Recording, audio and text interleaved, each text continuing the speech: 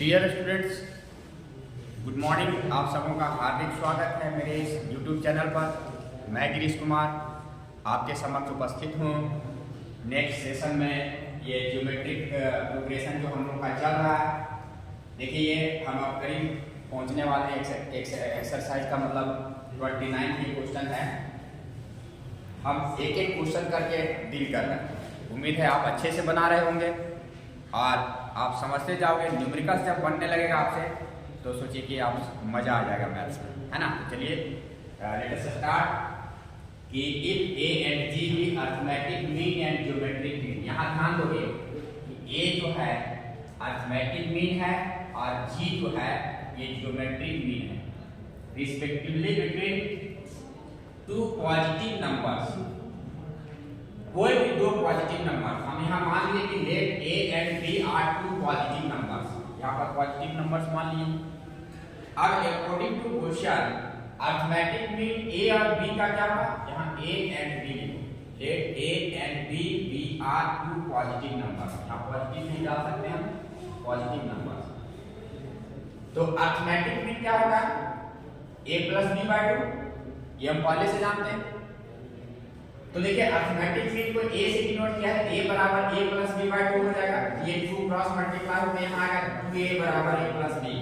ये बता equation number 1 इसको मान लीजिए, ठीक है।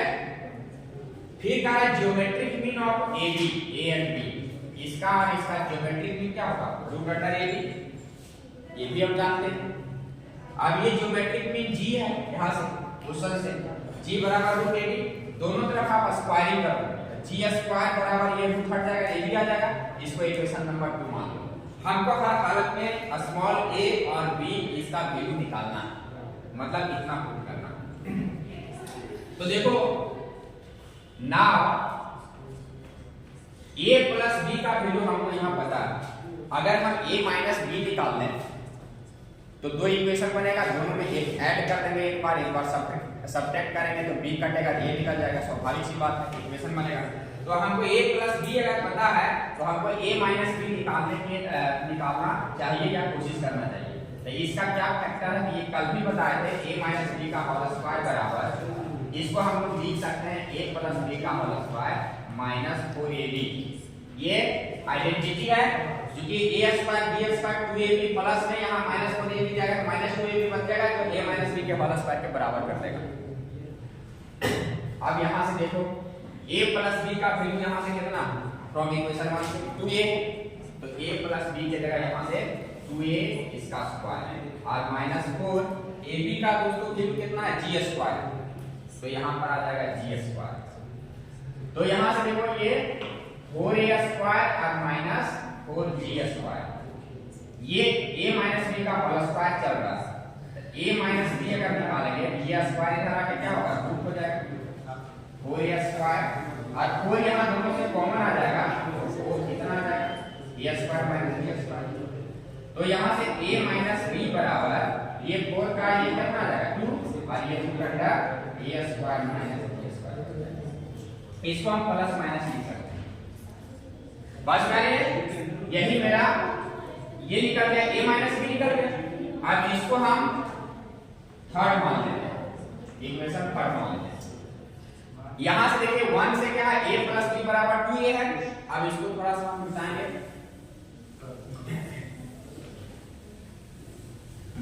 यहां देखिए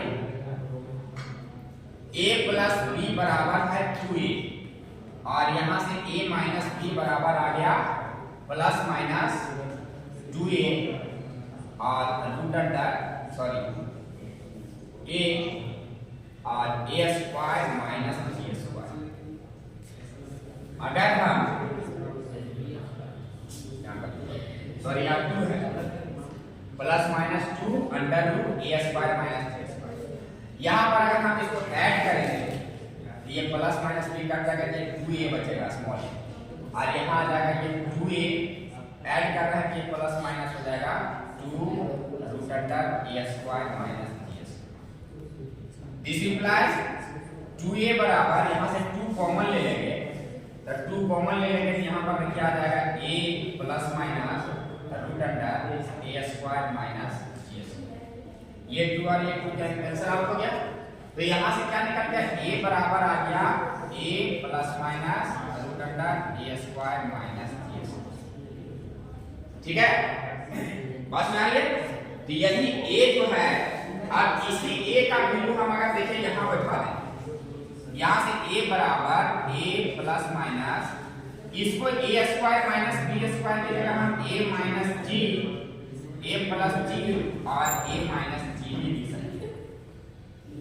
a plus b, a minus b बराबर a square minus b square, इसको फैक्टर के रूप में ऐसे लिख सकते हैं। तो ये देखिए यहाँ पर दो a b, यही चीज जो है a वैल्यू निकल गया, यहाँ प्लस साइन लेंगे, यहाँ पर बैठाएंगे b निकलेगा माइनस आएगा, माइनस साइन लेंगे तो यहाँ पर a का वैल्यू प्लस आएगा। यही रिपीट होकर के ये निकलते जाएगा, क्योंकि यही वाला पार्ट करना a का value a plus minus root under a plus g तो a माइनस g। तो a निकल गया, a का वैल्यू ही यहाँ पर बैठाएंगे, b a के जगह तो b निकल जाएगा। तो यही साइन चेंज होगा, दोनों में से एक वैल्यू लेंगे तो एक को a मिलेगा, एक को b मिलेगा, रिपीट होकर के। तो आप यही इसका आंसर कर दो, यही प्रूफ करना था कि proof that the numbers are इतना, so these are the numbers. ठीक है, यहाँ तक कोई परेशानी? यही मेरा आंसर हो गया, यही वाला यहाँ जो प्रूफ करने के लिए दिया हुआ यही।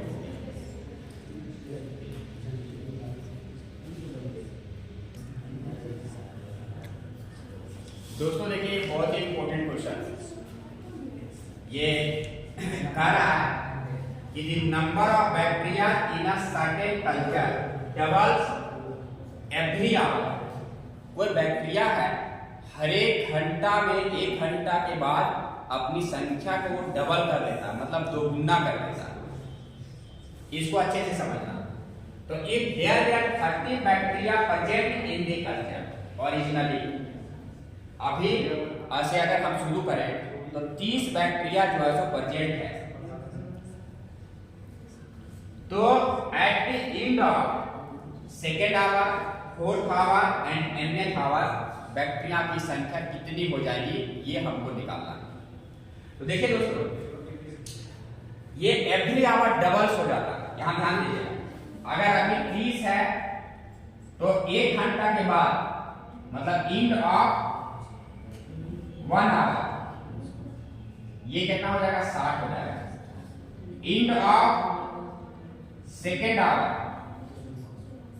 कितना हो जाएगा, 120 हो जाएगा, डबल हो जाएगा। हर एक घंटा में ये डबल हो जा रहा है। तो दोस्तों यहां देखिएगा, अगर ये अभी जो है सो 30 है, एक घंटा के बाद 60 हो गया, डबल हो गया, इसका मतलब फर्स्ट टर्म 30 मान लीजिए, कॉमन रेशियो।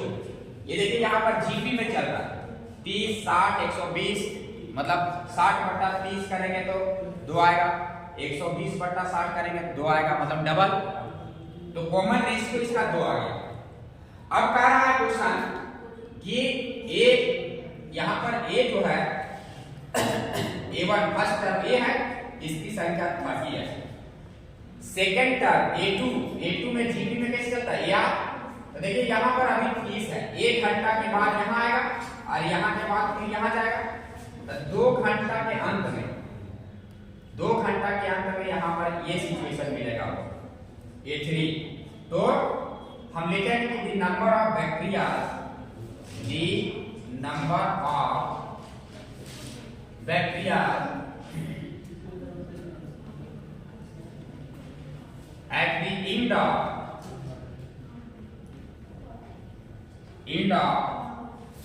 second hour,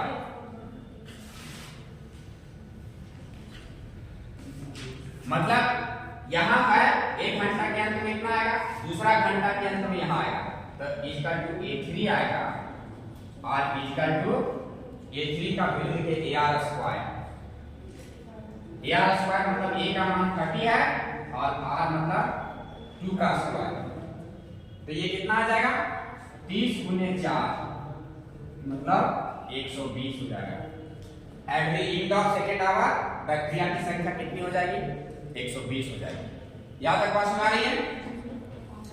उसी तरह से अगर the number of bacteria at the end of fourth hour, यहां देखिएगा फोर्थ आवर, तो फोर्थ आवर में देखिए यहां का है फर्स्ट आवर के बाद यहां आएगा एक बढ़ जा रहा है, क्योंकि हम स्टार्ट ही यहां से कर रहे हैं। तो फोर्थ आवर मतलब इंड ऑफ फोर्थ आवर मतलब T5 बोलो या A5 बोलो, फिफ्थ टर्म A5 यहाँ मतलब A5 this is equal to AR4। A की जगह 30 गुने R की जगह 2 और इसका पावर 2, तो 30 इंटू 2 को 4 बार मतलब 2 इंटू 4 टाइम्स करेंगे तो 2 दूना 4 गुना 8 दूनी 16 आएगा, और ये 16 की 48 480। तो at the end of fourth hour number of bacteria कितनी हो जाएगी 480। यहां तक कंफर्म। एक क्वेश्चन इसी में और जुड़ा हुआ है कि nth आवर के अंत में कितना होगा। तो देखिए यहां सिमिलर प्रोसेस से जाएंगे, तो हम अगर चौथा के घंटा के अंत में गए थे, इंड ऑफ फोर्थ आवर से A5 निकाले थे, तो इंड ऑफ nth आवर तो n+1 निकालेंगे। तो end of nth hour is equal to an+1 और this is equal to ARN nth term. तो यहाँ n+1 है तो an+1 बराबर ARN हो जाएगा। ठीक है, अब इसका वैल्यू आप रखा दो, a की जगह 30 इंटू 2 का पावर n। तो नंबर ऑफ बैक्टीरिया यही छोड़ देना है, ये n कितना है बता दिया। इंड ऑफ nth आवर इसकी संख्या कितनी हो जाएगी। ये बहुत ही मजेदार इंटरेस्टिंग क्वेश्चन था। यहाँ पर हम लोग सोचते हैं कि इंड ऑफ सेकेंड आवर मतलब इसको लेना, ऐसा नहीं। इंड ऑफ मतलब वो यहां से शुरू करेंगे पहला घंटा के अंत में यहाँ आएगा, दूसरा घंटा के अंत में यहाँ आएगा A3, एक एक बढ़ा के लेना। इसको बढ़िया से सोचना है और इसको सॉल्व करना है। ओके।